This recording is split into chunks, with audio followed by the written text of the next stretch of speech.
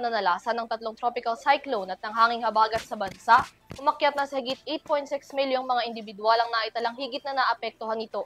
Bilang tulong sa milyong-milyong apektado ng naging kalamidad, maglalaan ang European Union ng higit 33 million pesos para sa humanitarian assistance sa mga apektadong Pilipino. Ang iba pang detalye alamin sa report na ito. Matapos ang pananalasa ng magkakasunod na bagyo at epekto ng hanging habagat sa Pilipinas noong buwan ng Hulyo, umakyat na sa higit 8 milyon ang bilang ng mga individual na naapektuhan nito. Batay sa pinakahuling datos ng National Disaster Risk Reduction and Management Council o NDRRMC hanggang nitong ika-5 ng Agosto, umakyat na sa 8,635,250 individuals ang naitalang naapektuhan ng magkakasunod na kalamidad. Katumbas ito ng higit 2 milyong pamilya sa 18 rehiyon sa bansa.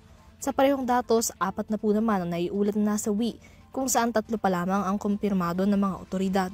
Kahit wala ng mga pag-ulan, mayroon pa ring halos 300 lugar sa bansa ang nananatili pa ring binabaha habang higit 1,000 lugar naman ang humupa na.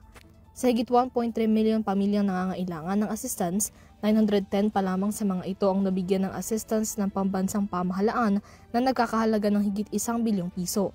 Bilang pagresponde naman sa mga naapektuhan ng mga pagbaha sa Pilipinas, magbibigay ang European Union ng 500,000 euros o higit 33 million pesos in humanitarian aid para sa Pilipinas.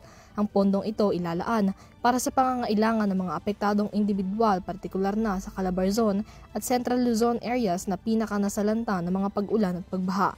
Ilalaan din ang alokasyong ito para sa emergency relief, cash assistance para sa food insecurity at iba pang pangunahing pangangailangan, malinis na inuming tubig, sanitation activities at iba pa. Bago nito, nakapaglaan na ang EU ng 6 million euros para sa humanitarian aid at disaster preparedness sa Pilipinas. Para sa EuroTV News, Mia Layagin sumasaludo sa bawat Pilipino.